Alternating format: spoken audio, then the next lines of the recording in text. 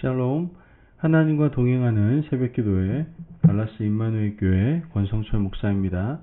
오늘도 하나님과 동행하며 풍성함을 누리시는 저와 여러분이 되시길 주님의 이름으로 축복합니다.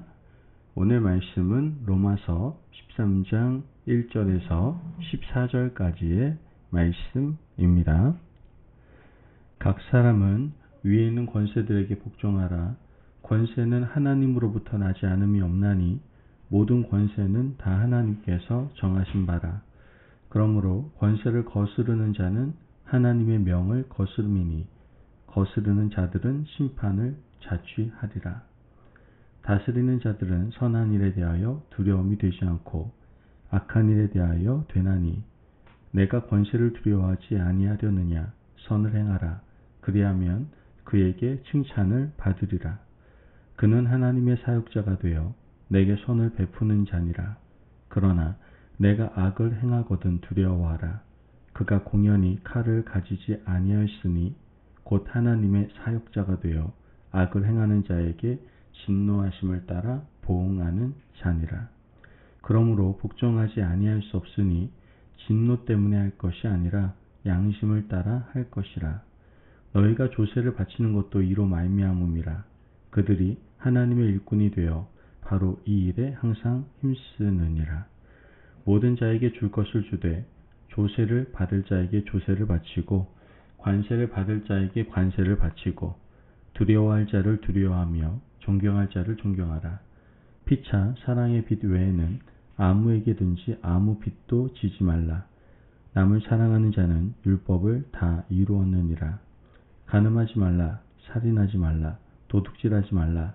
탐내지 말라 한 것과 그 외에 다른 계명이 있을지라도 내 이웃을 내 자신과 같이 사랑하라 하신 그 말씀 가운데 다 들었느니라. 사랑은 이웃에게 악을 행하지 아니하나니 그러므로 사랑은 율법의 완성이니라. 또한 너희가 이 시기를 알거니와 자다가 깰 때가 벌써 되었으니 이는 이제 우리의 구원이 처음 믿을 때보다 가까웠음이라. 밤이 깊고 낮이 가까웠으니 그러므로 우리가 어둠의 일을 벗고 빛의 갑옷을 입자. 낮에와 같이 단정히 행하고 방탕하거나 술 취하지 말며 음란하거나 호색하지 말며 다투거나 시기하지 말고 오직 주 예수 그리스도로 옷 입고 정욕을 위하여 육신의 일을 도모하지 말라. 아멘. 하나님의 말씀입니다. 그리스도인은 이 세상에 발을 딛고 살면서 저 천성을 믿음의 눈으로 바라보는 사람입니다.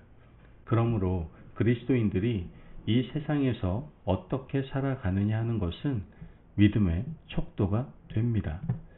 그리스도인들의 관계의 범주는 크게 보면 국가와 이웃입니다. 이들 중에는 믿는 사람도 있고 믿지 않는 사람들도 있죠.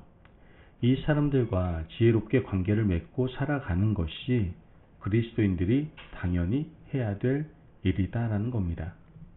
그런 맥락에서 오늘 본문에서 사도 바울은 그리스도인들이 국가에 대해서 어떤 마음을 가져야 하고 또 믿지 않는 이웃들과 어떤 관계를 맺고 살아야 하는지를 말씀해 주고 있습니다. 오늘 본문 1절 말씀을 보면 각 사람은 위에 있는 권세들에게 복종하라. 권세는 하나님으로부터 나지 않음이 없나니 모든 권세는 다 하나님께서 정하신 바라. 여러분이 이 말씀을 어떻게 받아들이십니까? 아마 많은 분들은 좀 불편하게 들릴 수 있습니다. 왜냐하면 복종하라는 말씀 때문이죠. 사람은 누구나 본능적으로 복종을 불편하게 생각합니다. 왜 그렇습니까? 복종의 대상인 국가 권력이 항상 선한 것이 아니기 때문입니다. 악한 권력도 있고 하나님을 반대하는 나라도 있습니다. 그렇다면 크리스찬들이 악한 권력에까지 무조건 복종해야 하는 걸까요? 이에 대한 하나님의 의도는 분명합니다.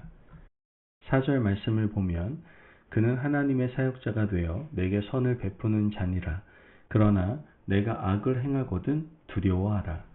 그가 공연히 칼을 가지지 아니하였으니 곧 하나님의 사역자가 되어 악을 행하는 자에게 진노하심을 따라 보응하는 자니라. 바울은 세상에서 권세를 가진 자를 하나님의 사역자라고 지칭하고 있습니다. 6절 말씀을 보면 너희가 조세를 바치는 것도 이로 말미암음이라. 그들이 하나님의 일꾼이 되어 바로 이 일에 항상 힘쓰느니라. 바울은 또한 세상 권력을 하나님의 일꾼이라고도 부릅니다. 바울이 세상 권력을 하나님의 사역자, 하나님의 일꾼으로 부르는 이유는 세상 권력도 하나님께서 허락하셔야만 위정자의 자리에 앉을 수 있기 때문입니다. 악한 권력이든 선한 권력이든 세상에서 권세 잡은 자들은 하나님의 허락하심이 있었기 때문에 위정자로 자리할 수 있는 겁니다. 그런 맥락에서 그들은 하나님의 사역자가 되고 하나님의 일꾼이 된 겁니다. 하나님께서 택하신 선민 이스라엘 백성들은 악한 권력에 의해서 멸망을 당했습니다. 북이스라엘은 아시리아에 의해서, 남유다는 바벨론 느부갓네살 왕에 의해서 멸망을 당했습니다. 특히 남유다가 멸망당할 때 성전이 회파되고 노략질까지 당하게 됩니다. 하나님의 허락이 없었다면 이런 일은 애초에 불가능했습니다. 악한 권력도 하나님의 손길과 허락 안에서 움직인다라는 사실입니다. 특히 하나님은 페르시아의 왕 고레스를 나의 목자라고 말씀하셨습니다. 이것이 세상의 악한 권력도 하나님의 사역자가 되고 하나님의 일꾼이 된다는 뜻인 겁니다. 예수님께서도 로마 권력에 저항했지만 법 테두리 안에서 재판받고 로마 법에 의해 십자가형을 언도 받으시고 십자가를 지고 걸어가셨습니다. 그러나 바울은 악한 권력에 무작정 복종하라고 말하지는 않습니다. 여지를 남기죠. 5절 말씀을 보면 그러므로 복종하지 아니할 수 없으니 진노 때문에 할 것이 아니라 양심을 따라 할 것이라. 여기서 바울이 말하는 양심은 신앙 양심을 의미하는 겁니다.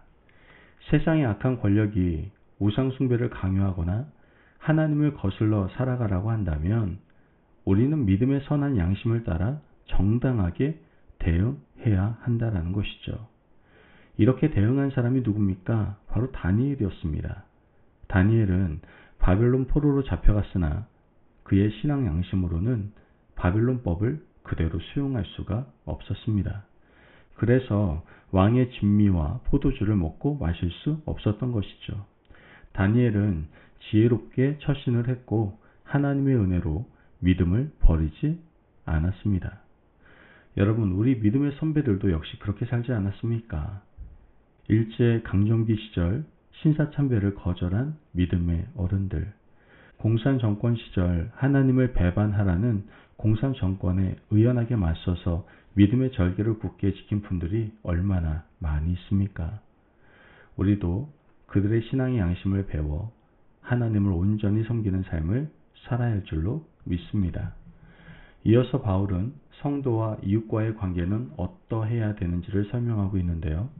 8절 말씀을 보면 피차 사랑의 빚 외에는 아무에게든지 아무 빚도 지지 말라.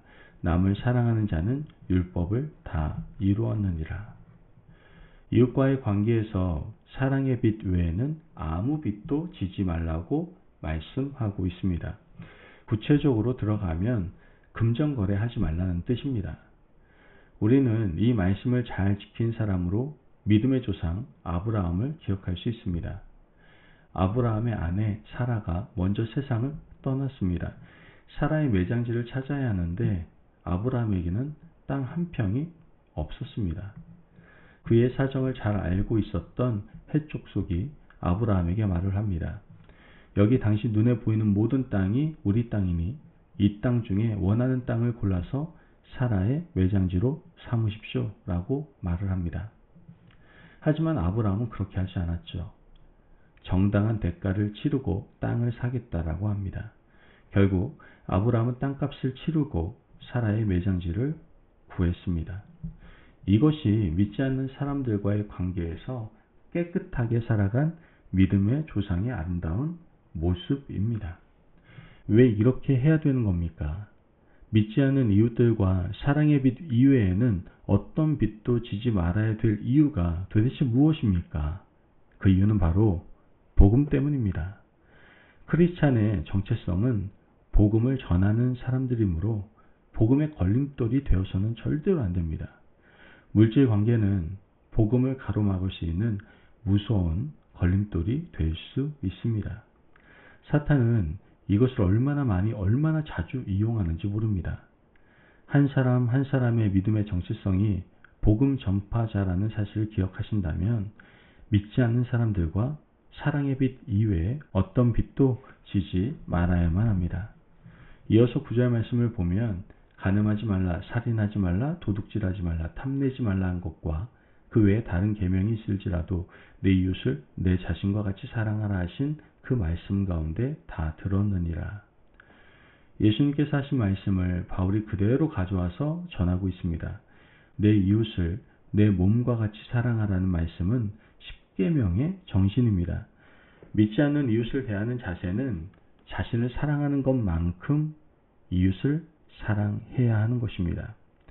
그러므로 오늘 이 말씀을 기억하시고 국가와의 관계에서 어떻게 처신해야 하는지, 또한 믿지 않는 이웃과의 관계에서 어떻게 살아가야 하는지를 기억하시며 살아가시는 저와 여러분이 되시기를 간절히 바랍니다. 아멘. 기도하겠습니다. 사랑이 많으신 하나님 감사합니다. 오늘도 우리에게 귀한 말씀의 은혜 허락하심을 감사합니다. 하나님, 국가 권력을 인정하고 그 안에서 복음의 진리를 소화하며 살아갈 수 있는 저희들 될 수 있도록 도와주옵소서. 복음을 전하는 자의 정체성을 가지고 늘 이웃을 대할 수 있는 저희들 될 수 있도록 주님께서 축복하여 주옵소서. 감사하며 예수님의 이름으로 기도합니다. 아멘. 오늘도 하나님과 동행하며 풍성함을 누리시는 저와 여러분이 되시길 주님의 이름으로 축복합니다. 여러분, 국가와 이웃과의 관계에서 그리스도인의 정체성을 잘 드러내시고 늘 하나님의 자녀답게 아름다운 삶을 살아가시길 바랍니다. 말씀 안에서 승리하십시오.